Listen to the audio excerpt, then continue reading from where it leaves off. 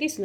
তো আমার এখানে আমার গোপাল সোনার প্রসাদ পেতে কত ভক্তরা আছে তোমাদেরকে দর্শন করাবো। চলো, এই যে দেখো প্রসাদ নিয়ে যাচ্ছি, আর এই যে মুড়ি প্রসাদ। তো চলো প্রসাদ কতজন পেতে আছে দেখাচ্ছি। চলো, তো আমি প্রসাদটা এখানে আমাদের গেটের সামনে এখানে পাঁচিলের ওপর রেখে দিচ্ছি। তোমরা ভাবছো কেন যে মাটির মধ্যে প্রসাদগুলো দিচ্ছে, তো একটু পরে বুঝতে পারবে। এই যে আমার গোপাল সোনাদের ভক্তরা চলে এসছে প্রসাদ খাবে বলে, দেখো কত ভক্ত।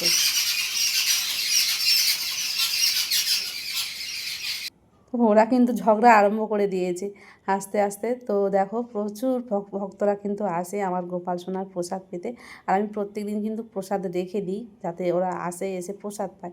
তো প্রত্যেকেরই আমাদের প্রসাদ পাওয়া উচিত। ভগবানের প্রসাদ কৃপাইতে যারা পাখি পক্ষ সবাই যদি প্রসাদ পায় ভগবানের কৃপা লাভ করতে পারবে। এদেরও কত মানে কত জন্মের পাপ কর্ম সব কিছু রয়েছে, এরা আজকের পাখি পক্ষ হয়ে রয়েছে।